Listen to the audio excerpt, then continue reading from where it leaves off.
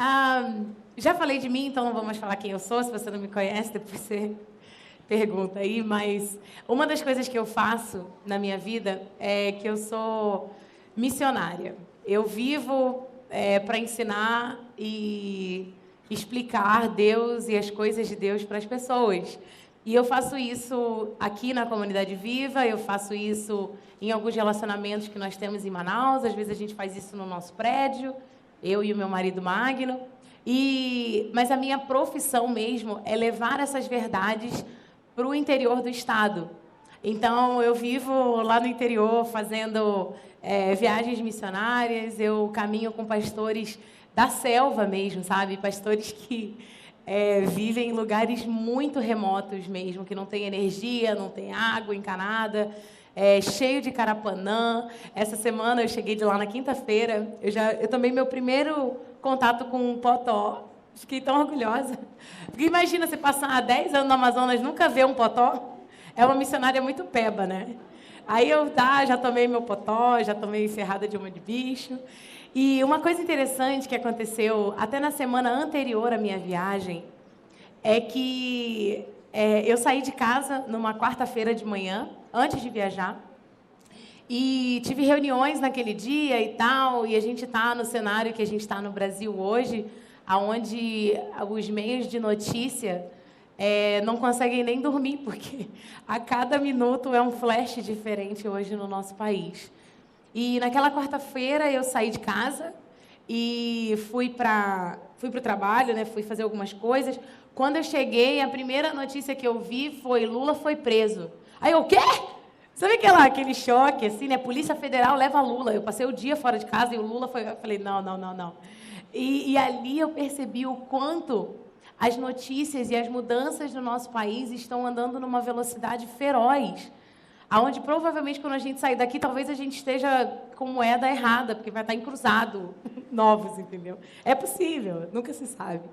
Então eu viajei, passei uma semana no Rio Solimões, e lá no Rio eu fiquei sem sinal, o que é um dos maiores presentes que o meu trabalho me dá, é passar pelo menos uma semana do mês sem conexão com ninguém.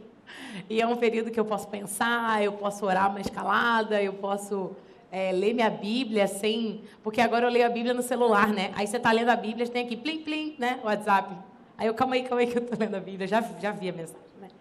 E lá, mesmo estando no interior, a gente sabia do domingo passado, que foi o 13 de março, e algumas pessoas protestaram, uns contra um partido específico, outros tão somente contra a corrupção. Eu acho que nenhum de nós aqui se alegra com a desigualdade e o abuso do poder ou o buraco financeiro que está no nosso país hoje. E seja de qualquer partido, a maioria deles está com as mãos sujas hoje, o que é uma realidade muito triste para mim, eu acho. E no domingo eu tomei as minhas medidas particulares, que eu fiz a minha escolha. E quando eu cheguei em casa, na quinta-feira, eu cheguei em casa às 5 da tarde com o Magno, e eu fui informada de que a NET tinha cortado o meu serviço por uma cobrança indevida. Fiquei tão feliz, gente. Você imagina se passar uma semana no interior e chegar em casa sem internet? Feliz. E eu fiquei muito chateada. Eu peguei o telefone, eu liguei para a NET, acho que já é o 20º protocolo que eu tenho com eles sobre esse assunto. Aí eu falei o nome, né? Apaga o nome depois, chama de companhia de cabo, tá? Aí liguei, eu falei, é o Francisco, o nome do atendente. Lá do Ceará, lá daquela banda lá do Nordeste, que falava bem arretadinho o bichinho, viu? Aí ele, não, senhora Sara, a senhora que está errada, a senhora não sei o quê, a senhora está dizendo... Eu falei, eu não estou dizendo, filho, é o protocolo. Olha isso, eu não dá um número de protocolo. Eu anoto todos os meus protocolos, gente. E se você não faz isso, faça isso. Não posso nem dizer em nome de Jesus, porque naquela época não tinha protocolo, mas acho que se Jesus tivesse protocolo na época, ele ia falar. Anotem protocolo, porque é sábio. Lá em Provérbios, sabe? Alguma coisa assim. E aí, eu anoto todos os meus protocolos, e eu falei, Senhor... Eu falei pro menino, né? para o Francisco. Falei, Francisco, eu não estou falando, Francisco. É o protocolo, o atendente Diego, CPF tal, tal, tal, identidade tal, tal, tal, no horário tal. Ele falou para mim, aí batemos uma boca danada. Nisso eu estou sentada na minha sala. A TV está ligada aqui numa rede de canal de notícia. E eu estou lendo, né, sobre tudo que está acontecendo. E lembra que eu acabei de chegar de uma semana de trabalho no interior. Aí, acabei com a NET. Eu falei, então tá bom. Então, eu vou falar com a Anatel. E eu vou ligar para o meu amigo advogado. E eu vou... tá bom, tchau. Não vou fazer nada, né? Porque... Aí, tudo bem. Aí, desliguei o telefone. Gente, eu abaixei a minha cabeça. E eu chorei, que nem uma adolescente. Chorei. Chorei. O Magno estava deitado no sofá. Aí ele olhou assim, amor, você está bem? Falei, não, gato, eu não estou bem. A NET, ela é muito ruim. E aí eu falei para ele, eu sei que eu estou cansada, eu sei que... Sabe quando a mulher está de TPM, assim? Eu sei que eu não estou bem emocionalmente, mas a NET não presta. Eles não me escutam, eu falo, e o atendente não escuta o que eu estou falando. Ele fica falando, sabe, senhora, não sei o que lá, senhora. Aí, eu não acabei meu discurso ainda, tá?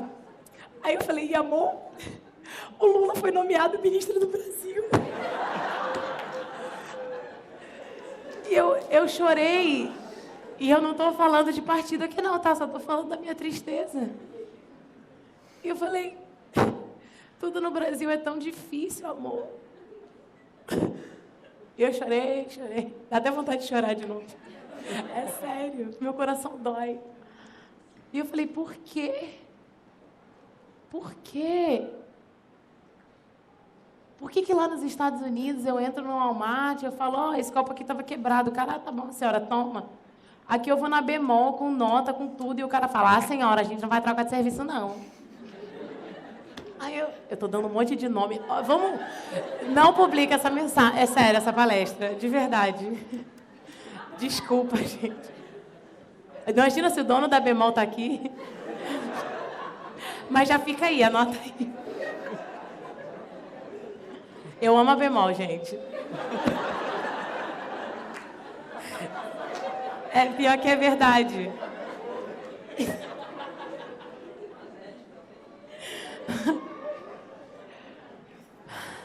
Por que é tão difícil? Por que a política é tão bagunçada? Por que o meu comércio é tão injusto? Por que o trânsito é tão agressivo? Por que as escolas são tão corrompidas com pedofilia e abuso das nossas crianças? Por que a saúde... ano passado, tive a experiência de ir num hospital da cidade e eu vi cenas que eu vejo no Globo Repórter, sabe? De pessoas deitadas, senhores, que podiam ser meus avós, deitados no chão, assim, ó.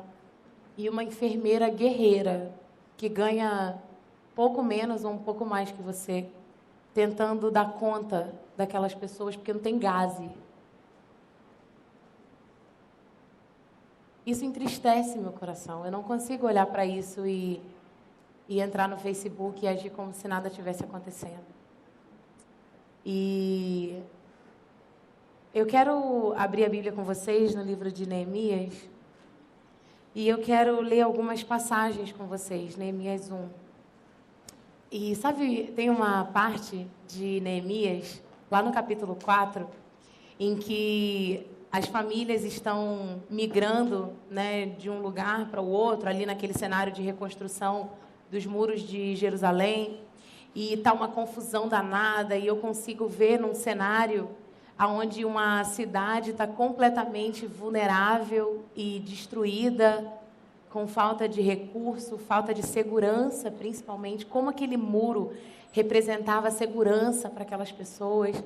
E eu imagino que ali tinham crianças com fome, mulheres estressadas, maridos preocupados com a sua própria família. E naquele meio todo ali, O Esdras, posso dizer, um profeta do Senhor, um cara que falava da boca de Deus. Eu imagino aquela confusão toda. A Bíblia narra em Neemias 4 que ele sobe numa plataforma de madeira, na verdade ele só fala que é uma plataforma elevada, e ele abre o livro da lei, que hoje é a nossa Bíblia. E ele abre o livro da lei e ele começa a ler o livro da lei para aquelas pessoas. E eu imagino quanto tempo não demorou para o pessoal ficar quieto para ouvir o que ele estava falando, e mesmo assim ele continuava a ler, continuava a ler, e ele fazia nada além disso do que ler a palavra de Deus. E aí a Bíblia narra que enquanto ele lia, as pessoas começaram a dizer amém, amém, e concordar com o que era falado na Bíblia. E algumas pessoas começaram a se prostrar, a cair no chão, a se render diante daquelas verdades e se submeter àquilo, falando: Senhor, eu não sou ninguém, sabe? E eles começaram a se arrepender dos seus pecados enquanto ele lia a palavra de Deus.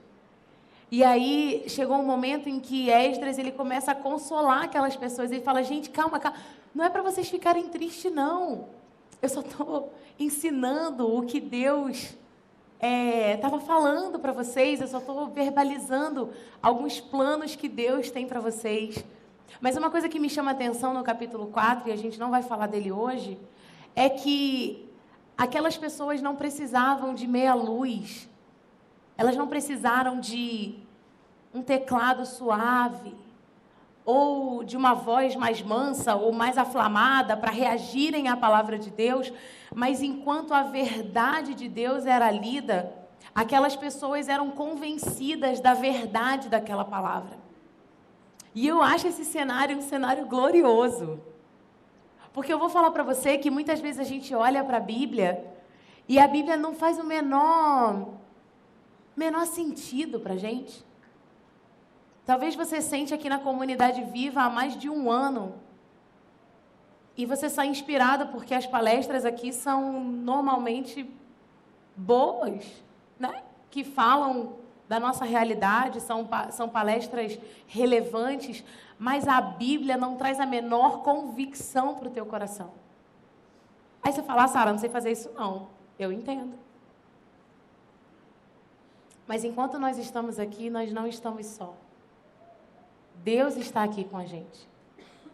O Espírito Santo, que é quem, uma vez que Cristo encarnado viveu aqui e foi para o céu com o Senhor, Ele mandou um Espírito Santo da Trindade que anda ao redor de nós, Ele habita em nós e Ele fala o que Deus quer falar com a gente, Ele traduz.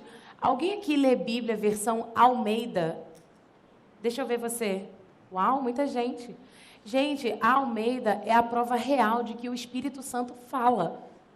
Porque é uma versão muito rebuscada. É uma versão que usa palavras que, de verdade, eu tenho que parar para olhar no dicionário. E se Deus fala através da Almeida, imagina na NVI, gente. Imagina na nova tradução da linguagem de hoje. Mas mesmo as linguagens mais palpáveis, mais acessíveis, se o Espírito de Deus não abrir os meus olhos, as coisas passam e eu não vejo. Aí você fala: nossa, Sara, que palavra mais, como é que chama? Esquisita ou animista, né? Sei lá. Mas eu estou falando de um Espírito que pode surpreender você com verdade. E eu te peço que hoje você, não sei nem se você é cristão, se você tem Jesus, se não tem, mas eu te peço que nesse momento você fale assim: Deus, se existe esse Espírito aí que a Sara está falando, estamos aí, tá bom? Vamos olhar para Neemias. Neemias capítulo 1 fala da história de Neemias, que era um profeta, um homem que foi escolhido por Deus para falar as palavras de Deus. E eu vou ler algumas partes desse capítulo, você me acompanha, por favor.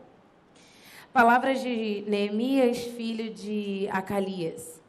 No mês de Quisleu, que era provavelmente novembro, dezembro do ano que a gente tem hoje, no 20º ano, que era o ano de Artaxerxes, que era o governador daquela época, o rei daquela época. Enquanto eu estava na cidade de Suzã, Hanine, um dos meus irmãos, Neemias está falando, veio de Judá com alguns outros homens. E eu lhes perguntei acerca dos judeus que restavam lá na cidade, os sobreviventes do cativeiro e também sobre Jerusalém. E eles me responderam: aqueles que sobreviveram ao cativeiro e estão lá na província passaram por grande sofrimento e humilhação. O muro de Jerusalém foi derrubado e suas portas foram destruídas pelo fogo. Aqui, Neemias começa... Ele já tinha ouvido falar de quão assolado a cidade de Jerusalém estava. Antigamente, o território significava muito para as pessoas. Nesse contexto, as muralhas da cidade significavam fortaleza, segurança, império, uma sociedade protegida e bem estabelecida. E nesse contexto aqui, os muros de Jerusalém tinham sido abalados, eles tinham sido derrubados, né? E quando Neemias pergunta para o seu irmão que veio de Judá, ele fala: e aí, como é que está o pessoal lá? E ele fala: olha, os que sobreviveram não estão bem. Não estão bem. E quando eu leio essa passagem, eu consigo fazer um paralelo tão real com o que a gente está vivendo aqui no nosso país, aonde os nossos muros estão sim abalados. E muros, de novo, eu vou falar isso para não falar mais. Não estou falando de partes, não estou falando de partidos, não estou falando de CPFs, eu estou falando de uma nação. Eu estou falando de território nacional. Eu estou falando de todas as estrelas que estão na bandeira brasileira hoje. Todas as nossas fronteiras estão abaladas. A Bíblia, em algum momento, ela fala que Deus olhou o mundo e falou: não há um justo sequer. Lá, quando Noé sobreviveu ao dilúvio, e Deus fala: não há um justo sequer na terra. Não há um com quem eu possa contar. Todos estão corrompidos. Todos estão enlamaçados com a sujeira. Eita, que... Vocês estão beliscando as crianças, né, gente? Oxe, Maria. Vai vendo. Vocês que não têm filho, espera. Nós, né? Que agora você fica assim: se fosse meu filho, vai vendo. Enfim... o país está com os muros abalados. Nós estamos talvez com um cenário muito parecido com o de Noé, aonde não há um justo sequer nessa terra. E o reflexo disso é que quando eu vou votar, eu voto porque, né? Tenho que votar. Mas dizer que eu confio naqueles que eu voto, não. Eu confio na integridade desses homens. Eu voto com esperança. Sabe o que é fé? A Bíblia lá em Hebreus fala que fé é a certeza daquilo que a gente espera. E o meu voto é um ato de fé. É eu acreditar convictamente de que as coisas que aquele cara vai fazer de fato são o que eu espero que elas sejam. E aqui Neemias, ele está conversando com seu irmão sobre um momento de assolação mesmo. E sabe o que é engraçado? É que muitas vezes a gente não consegue olhar para o lado. Olha para mim. Muitas vezes a gente não consegue olhar para o lado. Nós temos famílias aqui na comunidade Viva hoje que estão sem emprego. Nós temos famílias aqui na comunidade Viva hoje que, apesar de terem seus empregos, estão passando por necessidades horrendas. Nós temos famílias em volta de nós que dependem do SUS como resposta para uma doença gravíssima que elas estão enfrentando. Nós temos famílias em volta de nós hoje que dependem do ensino público para dar um futuro melhor para os seus filhos. E nós sabemos, eu e você sabemos, que a probabilidade de uma criança de uma periferia, de uma escola pública, entrar numa faculdade pública é mínima. E mesmo assim, a gente às vezes escolhe não olhar para essas coisas. A gente, enquanto essa realidade, eu não vou nem chamar de crise, porque crise hoje é um termo tão carregado de significados diversos, que eu vou chamar de realidade. Nós olhamos essa realidade e enquanto isso não chega na minha casa, é como se não estivesse acontecendo. Mas está acontecendo. Olha lá no versículo 4. Ele fala: o muro de Jerusalém foi derrubado e suas portas foram destruídas com fogo. Neemias responde a Ananias. Ele fala: quando ouvi essas coisas, o que ele fez? Fala de verdade. Sentei e chorei. Passei dias me lamentando e jejuando e orando ao Deus dos céus. Quando eu li isso, eu falei, eu também sentei e chorei. Chorei. Não porque eu sou justa, mas é porque é revoltante. Não é aceitável. Não é certo.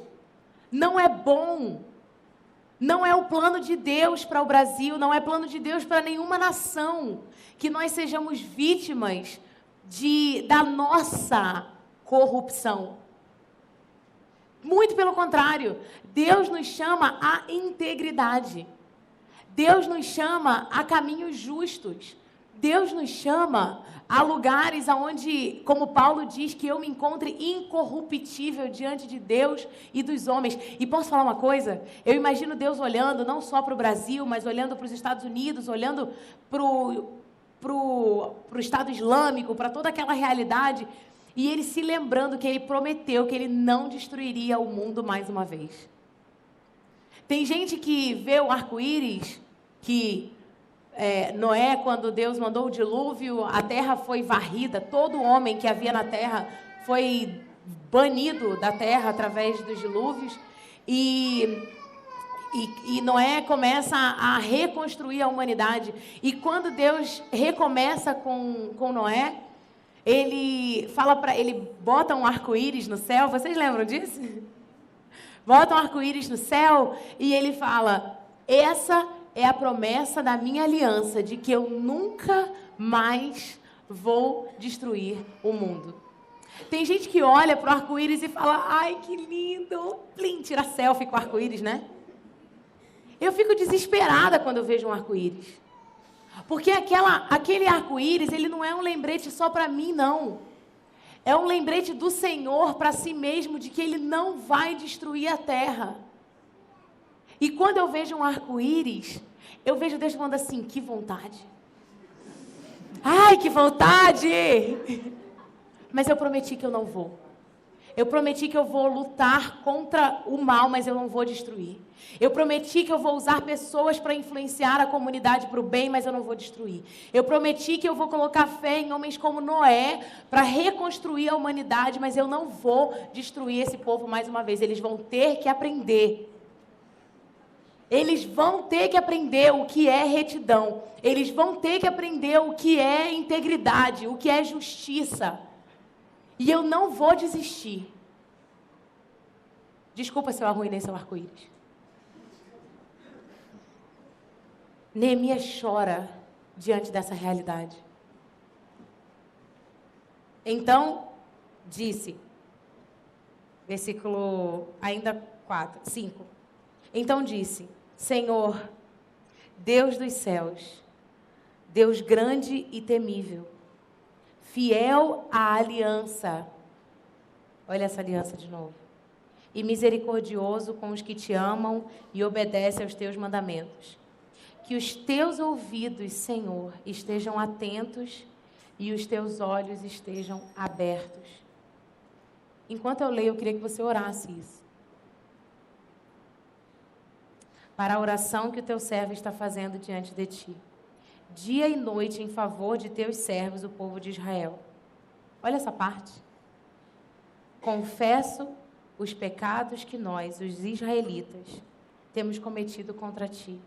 Sim, eu e o meu povo temos pecado. No processo de frustração, de tristeza, de desespero, de desesperança de Neemias, ele se entristece, ele chora, ele lamenta, ele jejua. E vou fazer um parêntese de que muitos de nós jejuamos como uma moeda de barganha com o Senhor. De forma que eu vou parar de comer chocolate porque eu vou me sacrificar dessa forma para que Deus escute o meu pedido. Ou eu vou deixar de comer porque eu só vou comer quando Deus me ouvir. Quando, na verdade, o jejum é que você para de comer para poder ouvir a Deus. Você não para de comer para Deus te ouvir. Você para de comer para ouvir a Deus. Neemias jejua e ele fala: Senhor, tem misericórdia, ouve teu servo. E essa parte que ele chega e ele fala: Senhor, eu confesso os pecados que nós, os israelitas, temos cometido contra ti. Sim, eu e o meu povo. E sabe o que é engraçado? Que assim que aconteceram as eleições, eu fiquei muito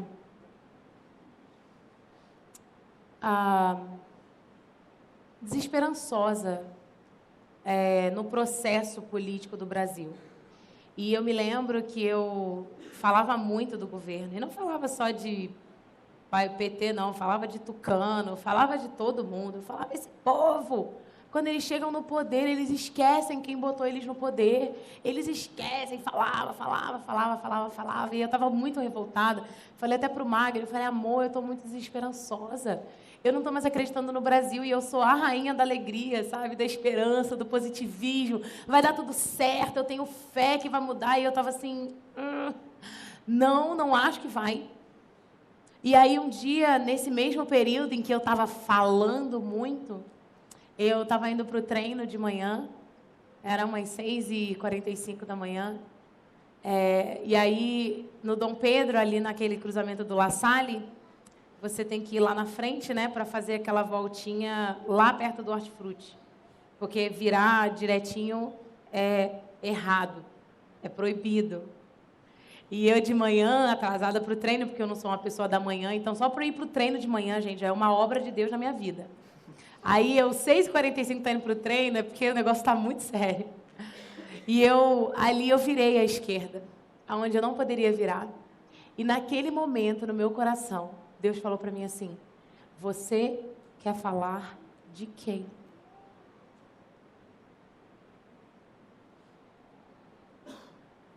De quem você tem autoridade para falar? O seu dedo está no nariz de quem?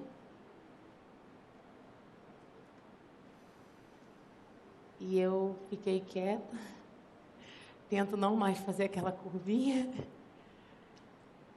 Mas ali naquele momento, Deus falou assim: não é o PT, não é o PMDB, não é republicano, democrata, não é tiririca, é você.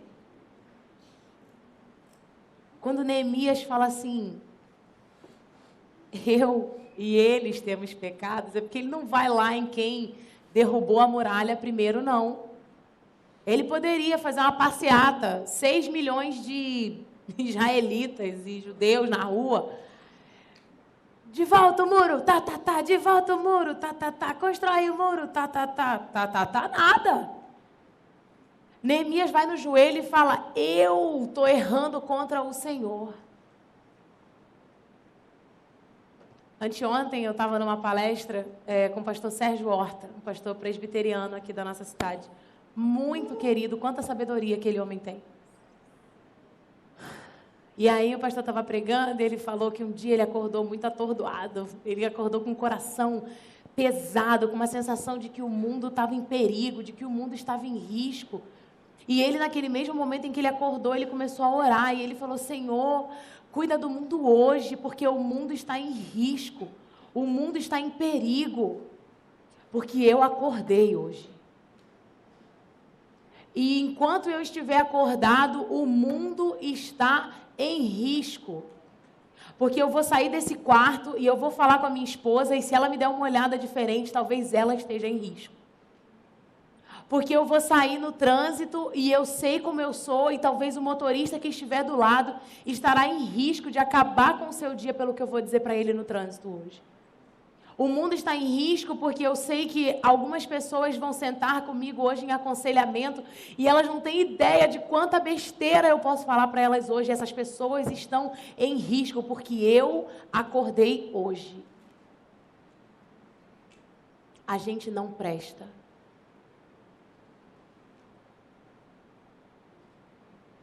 Nenhum de nós que está aqui dentro dessa sala presta. Nós somos tão corruptos e tão corruptíveis como todos os homens que hoje representam essa nação. A única diferença é que em algum momento eu me ajoelho diante do meu Deus e eu falo: Senhor, me corrige porque eu pequei contra Ti. Me lava porque eu pequei contra Ti, porque não tem nada de bom em mim, porque eu, pelas minhas próprias decisões, eu faço o retorno errado. O leão está começando a chegar agora, eu quero ver quantos de nós vamos burlar o imposto de renda para não pagar nossos impostos, e nós queremos falar de Brasília. Não dá mais. E Neemias tem essa humildade de falar: Senhor, me perdoa, me lava, me conserta, me transforma. Ano passado foi um ano em que eu estava tão chateada de ser a mesma pessoa que eu falei: Senhor, ou o Senhor me transforma ou me leva, porque eu estou de saco cheio da Sara. Eu estou de saco cheio de fazer as mesmas besteiras.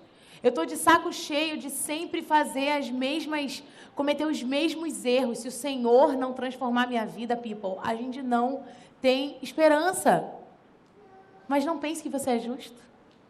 Porque se você olhar bem para perto, você vai achar os seus retornos que são proibidos. Você vai achar os seus números trocados no imposto de renda. Você vai achar o depósitozinho que você deixou de depositar 50 centavos. Mas porque não pega moeda, né? A corrupção começa em mim. E se não for o Senhor a me lavar e me transformar, esse país está fadado ao fracasso.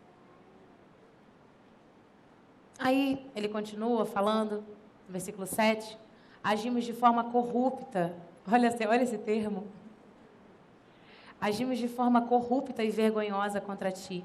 Não temos obedecido os Seus mandamentos, os decretos e as leis que desde o Teu servo a Moisés. Lembra-te agora do que disseste a Moisés, teu servo. Aí ele começa a falar. Eu acho tão interessante isso. Quando a gente ora, às vezes é bom que a gente ore a Bíblia, sabia? Ore palavras de verdade, ore o que o Senhor já falou. Tem coisa que a gente ora como se Deus já não tivesse falado sobre aquilo. Ai, Senhor, será que eu devo... Eu sinto que o Senhor quer que eu tenha um iPhone. Será que eu devo roubar um banco? Vai ler a Bíblia. Ele já falou sobre isso. E ora, Senhor, me dá força para eu não roubar um banco, porque o Senhor falou aqui, não roubarás. Cita a Bíblia para ele de volta e pede força para obedecer. Se vocês forem infiéis, versículo 8, eu os espalharei entre as nações. Mas se vocês voltarem para mim, obedecerem os meus mandamentos e os puserem em prática, mesmo que vocês estejam espalhados pelos lugares mais distantes debaixo do céu, de lá eu os reunirei e os trarei para o lugar que escolhi para estabelecer o meu nome. O que Deus está falando assim é o seguinte, ó. Se vocês confiarem em mim, eu faço toda e qualquer coisa. Se vocês depositarem a esperança em mim, eu governarei dos céus e na terra. Capítulo 2, Neemias, ele está diante do rei.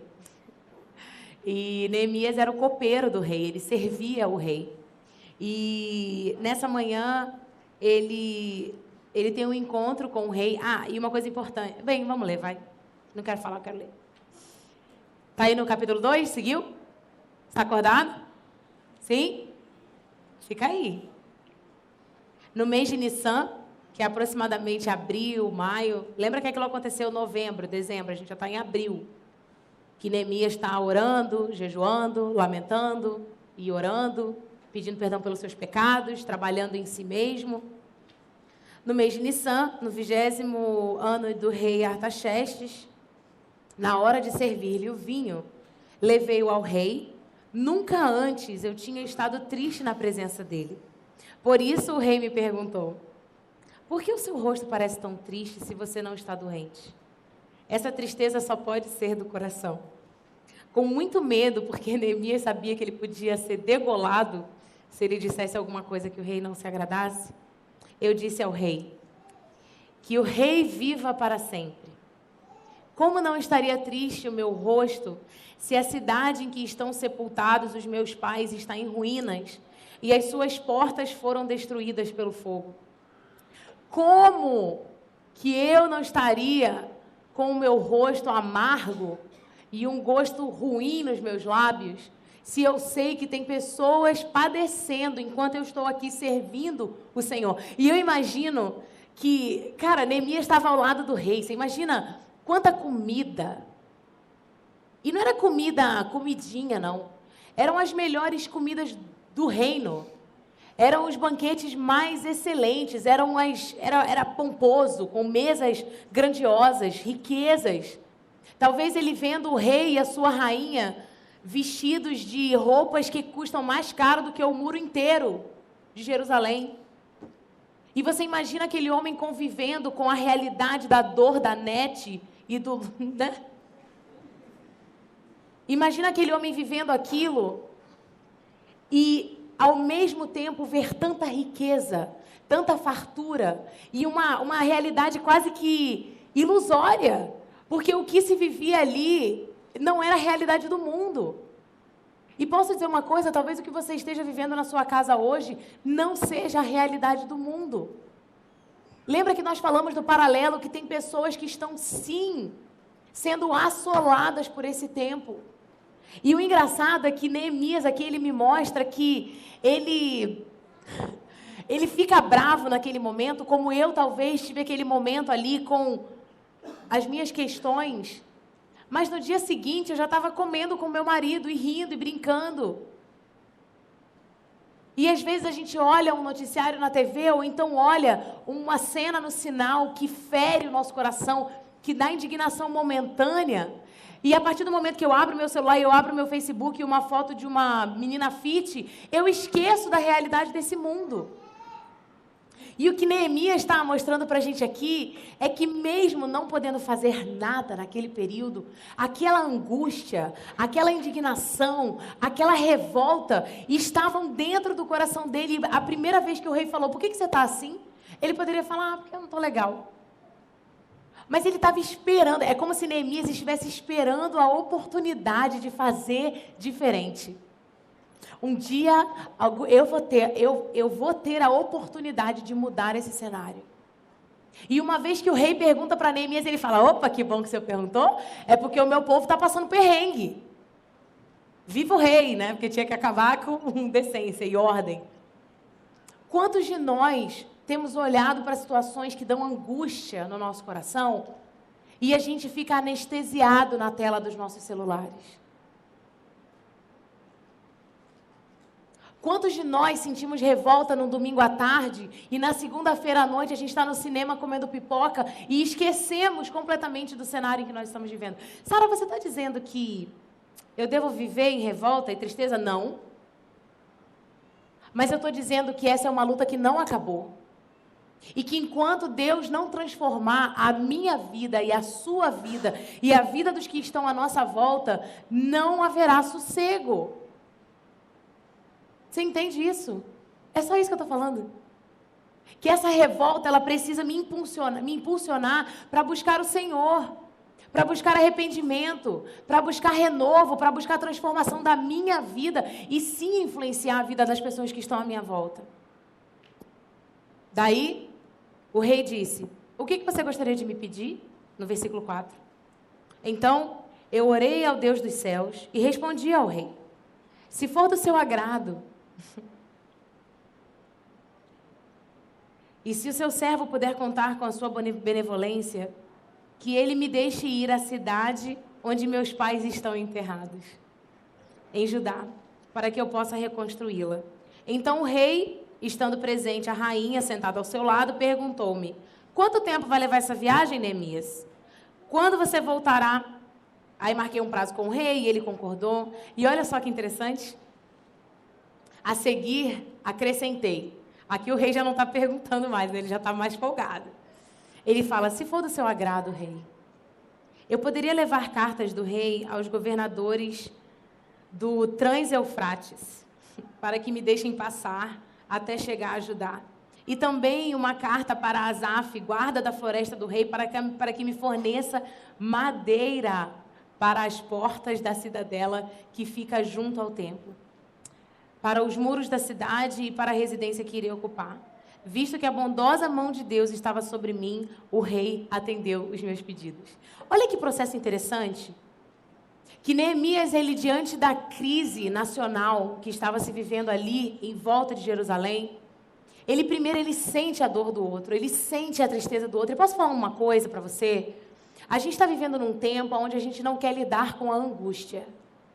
O Bauman, que é um sociólogo polonês, ele fala que o pós-moderno, ele quer viajar leve.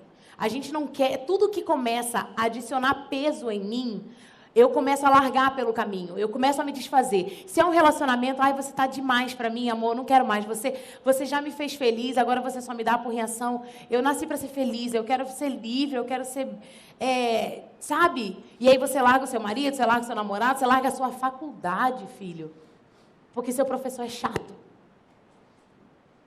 E nesse processo de nos apegarmos da angústia, a gente se desapega de pessoas. Só que Deus, ele está interessado em pessoas, ele não está interessado na comunidade viva. Ele não está interessado na Petrobras. Ele não está interessado no Planalto. Ele não está interessado na tua empresa, ele está interessado nas pessoas que estão dentro da empresa.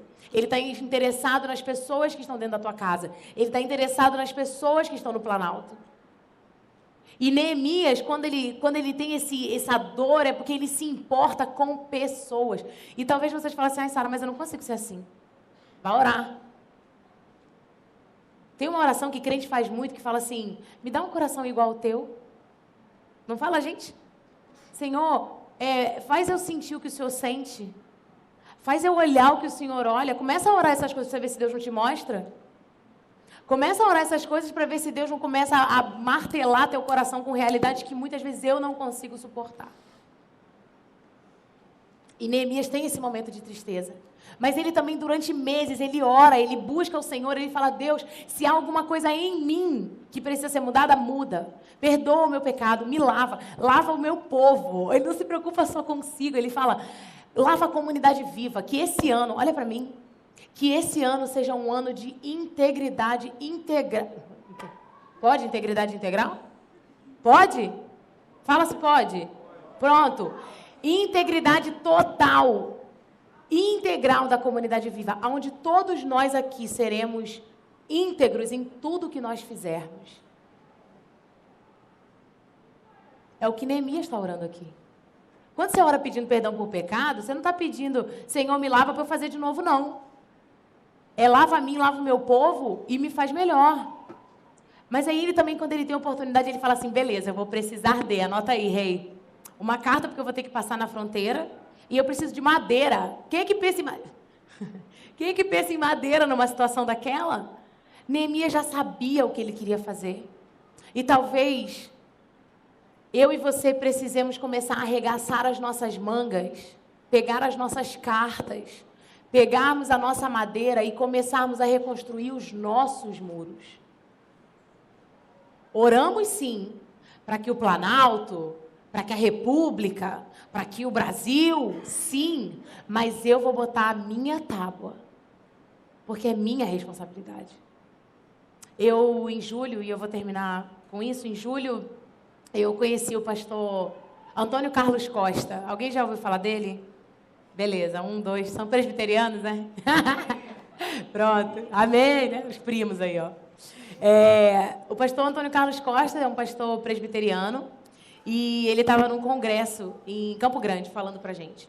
E ele é um pastor muito envolvido em justiça social, muito mesmo. O cara, ele tá na favela brigando por gente que morreu, que não sabe nem o nome. E quando alguém leva tiro, um bandido leva tiro, ele vai lá visitar. Ele está no Rio de Janeiro, né?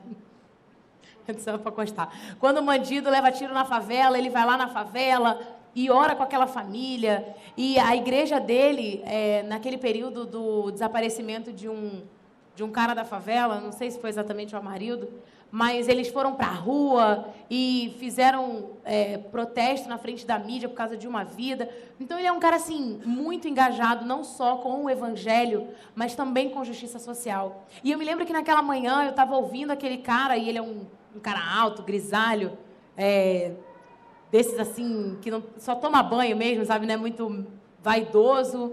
E ele tá lá na frente e ele, porque vocês, e não sei o que lá, e tá. Teve uma hora que eu tava ouvindo, e o cara fala muito bem, e ele tem verdades muito, muito fortes. E teve uma hora que eu dei um passo para trás e eu falei, menino, respira. Falei, por que você tá tão bravo? Por que você tá tão apurrinhado? Relaxa. Sabe aquela vontade de falar assim, respira fundo? E no momento seguinte eu falei, respira não. Fica indignado. Eu preciso de um pouco dessa indignação. Eu preciso de um pouco dessa revolta, porque hoje, tipo assim, o Brasil é assim mesmo, né? Sabe como é, né? Aqui nada muda. E eu falei, eu quero ser indignada. Eu quero buscar oportunidades para servir a minha pátria. Eu quero buscar lugares onde o governo não está suprindo para o povo e eu vou suprir. Porque não é a respeito do governo, é a respeito da humanidade. E eu tenho responsabilidade sobre ela. Enquanto eu acordar de manhã, vocês estão em risco. Enquanto eu sair de casa, Manaus está em risco.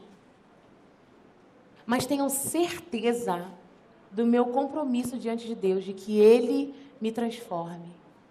De que Ele me faça diferente, de que Ele me faça uma outra mulher, porque nada que tenha em mim diante de vocês presta. Mas que Ele me faça diferente.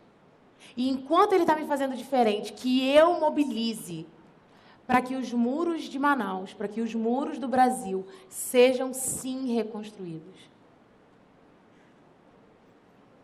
Não há outro lugar. Não há outra alternativa. E a minha oração para essa manhã é que, assim como o Senhor usou Neemias para restabelecer aquela nação, que Ele encontre aqui dentro dessa plateia pessoas que vão fazer parte do processo de restauração do Brasil. Que Ele encontre pessoas no meio de nós que vão transformar a nossa nação, a começar em mim e até chegar ao Planalto. Deus, eu venho diante do Senhor com um coração extremamente humilde, com temor e tremor, por saber que não há esperança se nós estivermos sozinhos. Saber ainda que eu destruo planos que o Senhor tem para a humanidade, através das minhas decisões, através das coisas que eu encoberto, através dos meus relacionamentos, através das minhas convicções e das minhas ações, eu destruo praticamente tudo que o Senhor quer construir. Mas Deus, obrigada por me amar. Obrigada porque um dos seus maiores dons é a perseverança. Obrigada porque o Senhor tem poder de pegar um troço como eu e fazer alguma coisa de bom comigo. E essa manhã eu te peço que o seu sangue venha sobre nós. Que o Senhor nos lave dos nossos pecados. Que haja sim convicção dos nossos erros. O meu povo e que nós arrumemos a nossa casa, que nós paguemos o preço do imposto de renda, que nós viremos em ruas que são apenas permitidas, que andemos no limite de velocidade, que nós paguemos os impostos como devemos pagar, Senhor, em todas as áreas, que o Senhor nos dê integridade. Nós não temos isso em nós, mas o Senhor em nós produz integridade. Espírito Santo de Deus nos ensina e também nos mostra quais são as madeiras, quais são as cartas, quais são as pessoas que precisam nos mobilizar para que nós estejamos juntos construindo as suas muralhas ao entorno desse país. A começar em nós, transforma a nossa nação, Senhor. Perdoa os nossos pecados. A tua palavra diz que se teu povo que se chama pelo teu nome se humilhar e orar e buscar a tua face e se arrepender dos teus maus caminhos, o Senhor nos ouviria dos céus, perdoaria os nossos pecados e sararia a nossa terra. E eu confio na tua palavra, ela para mim basta. E como comunidade nós pedimos que o Senhor lave a nossa nação a partir do meu coração, mas que o Brasil esteja vivendo um tempo de restituição de integridade e que a primeira madeira seja minha, em nome de Jesus.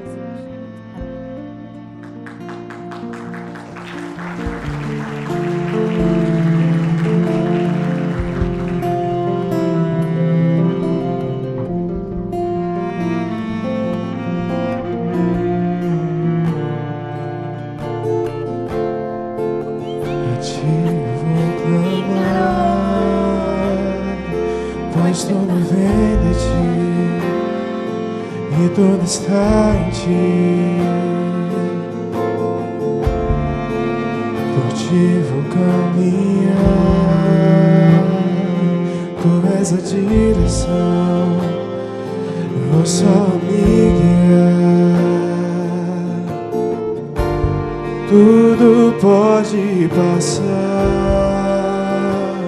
teu amor jamais me deixará.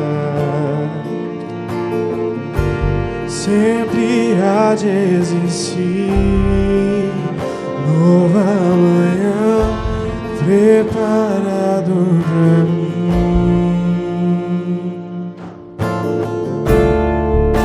A ti eu vou clamar, pois tudo vem de ti, tudo está em ti. Por ti vou caminhar, tu és a direção, vou só me guiar. Tudo pode passar, teu amor jamais me deixará.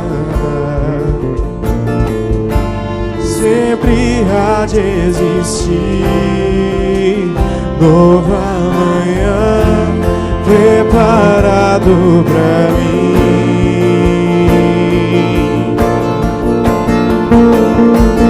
Eu me rendo aos teus pés, és tudo que eu preciso pra viver. Eu me lanço aos teus braços, onde encontro meu refúgio.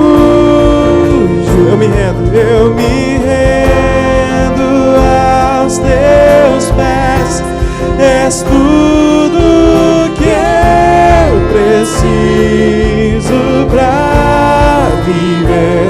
Eu me lanço aos teus braços, onde encontro meu refúgio, Jesus.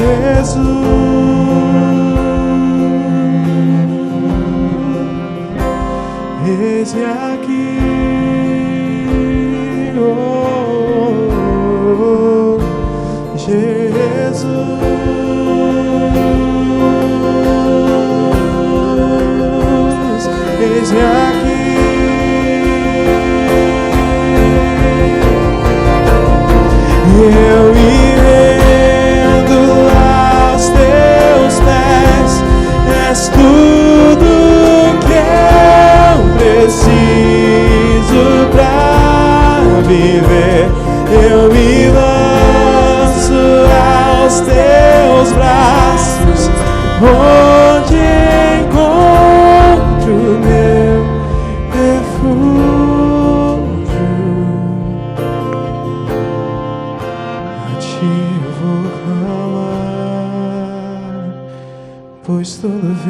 ti, e tudo está em ti.